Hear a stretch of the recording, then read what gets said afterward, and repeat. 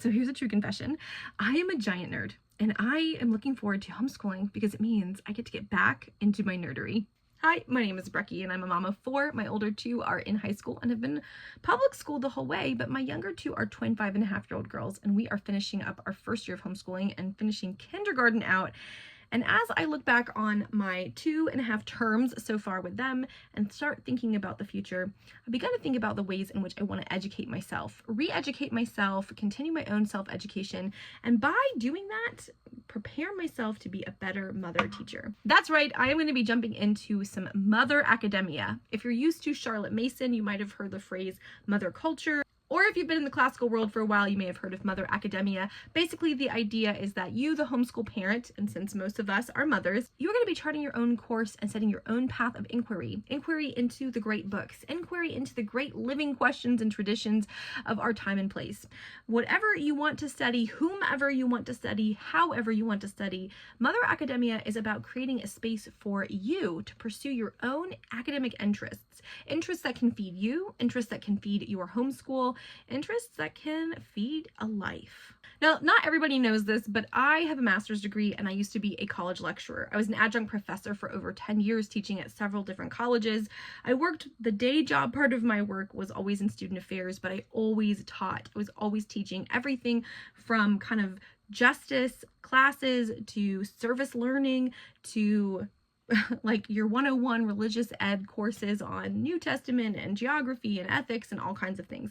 I was a generalist, but I taught college courses for a long time. And I'm married to a former tenured college professor. We both left academia in order to move out of West Virginia and down to North Carolina. So I have a background in loving research, in loving study, in loving reading, and to be honest, it has been a long time since I've had the mental capacity or the desire to do so, but now I'm getting into it. And I want to show you the books that I plan on reading this spring and summer to prepare me for next year with my kids, but also to get me back into the biggest conversation ever had. And that is, what does it mean to be a good person, to live a good life, and to have common good together?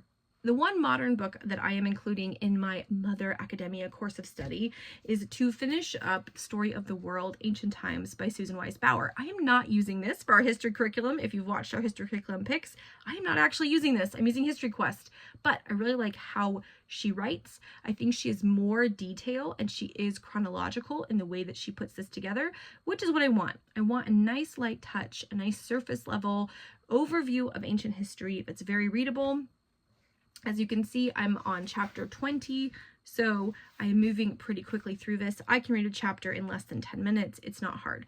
What I am doing with this is narrating it. If you're familiar with the Charlotte Mason practice of narrating back, you read a section, you highlight, summarize, offer a nice detailed response about what you heard from that section, and then you move on. I'm narrating each chapter in a notebook. So that is one of the practices I have. If I'm going to ask the girls to narrate, I should practice narrating. They should see me doing my own written narrations. Now, they're not doing written narrations for another couple of years, but I think it's a good practice. So I'm reading this with the plans to finish before August. Now, since we are doing the ancient world, it only seemed appropriate for me to be reading some ancient texts. I mean, that's what we're going to be studying. Why not begin my journey back into the great books with ancient texts? That makes sense. So my husband had this on his shelf, the Emperor's Handbook. This is also known as Meditations by Marcus Aurelius. This is a great place, I think, for beginners to get into reading the ancient texts. Now, Marcus Aurelius was a Roman emperor and a general before that, but he was writing in Greek, so it kind of straddles the line. I'm enjoying this so far. I've already read through the introduction of this particular version and then the first 2 books, and wowzers, book 2 has some beautiful, beautiful insights. I'm excited to finish this. I will probably have this done before the end of May. And again, I'm also narrating this one for that same practice of having to read through something with attentiveness to get the highlights, to be able to write down the most important points. I also have a commonplace book where I am putting my favorite quotes, and yeah, this is going to be my first foray back into ancient literature. The next 2 selections, also ancient, both correspond with things that I am reading with the girls for next year in history and a little bit in our English class. The first one is Homer's Odyssey. I've never read all of this. I've read selections multiple times, but never the whole thing in totality in a chronological way, right? Just sitting down and reading it. But we're going to be reading a children's version of the Odyssey as a part of our Hygge Weeks study for History Quest. And since I'm going to be reading the children's version to my children, I figure I should read the actual original version to myself. I don't know that I will narrate this. I haven't decided. I may, but I do want to read this before the end of summer. We start term in the middle of August. So my plan is to try to have this finished before then.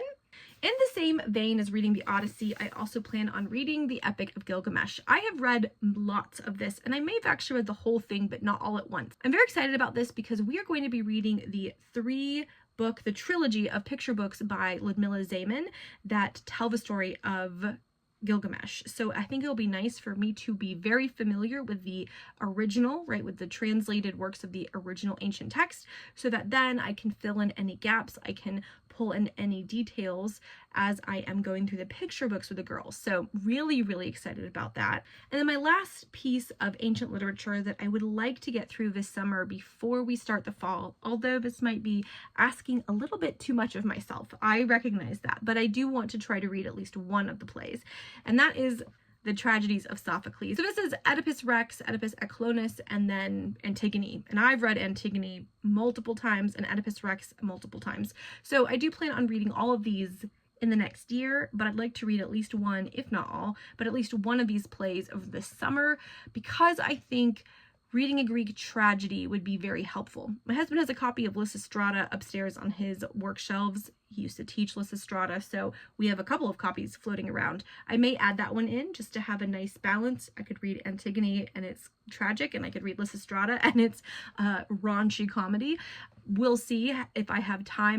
So my Great Books sort of Mother Academia reading plan for the spring and the summer is to finish up Meditations of Marcus Aurelius, jump into the Odyssey, read the Epic of Gilgamesh, and then with whatever time is left, and it could take me into the fall, even the winter, I would like to read at least Antigone and Oedipus Rex from Sophocles, if not all three plays, but definitely Antigone first and then maybe Oedipus.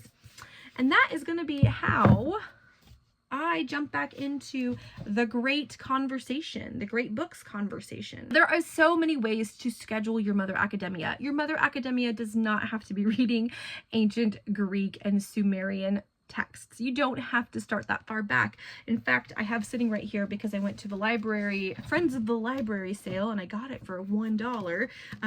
I have this copy of La Morte d'Arthur, which I actually read in high school because I'm a weirdo and I really wanted to. I read The Once and Future King, and then I tried to read this, and I don't think I ever finished it. But I kind of want to read it. This is actually in English, even though the title is in French. I kind of want to read this, but I might save this for next year when we're doing the Middle Ages. You know what I'm saying? You see how I'm picking things up and putting things down? But you can pick what you are interested in. Do you know what else I have that I consider a part of the Great Books reads? Middlemarch by George Eliot, because I've never read it. You could do that. You could read through Jane Austen if you wanted. The cool thing about the Great Books is that you can pick a time and a place or an author that moves you, and you can dive in, and that can lead you to other things. So don't think that you need to be reading what I'm reading, although if you are, let me know what you think. If you've read the Odyssey in its completion, if you've read the Meditations of Marcus Aurelius, please let me know. And if you're interested in doing a buddy read for any of these, like if anybody wants to do a summer with Homer, let me know. It'd be fun to have a bit of a informal book club. I hope that you are thinking about the ways to nourish your own mind. You are a mother educator now. You need to be pulling in the best ideas that are in our tradition. These are mostly Western. I do plan on reading Confucius and some other writers in the future, but we are immersed, if you're speaking English and watching this in English, you're immersed in the Western tradition, and it's a great tradition. There are critiques to be made. There are things that we can wrestle with and pull apart, as we should. But the tradition is great, and there are great books to read, and I am excited to get back into it. So comment down below. Let me know what you're reading for your mother culture, and until the next video, bye.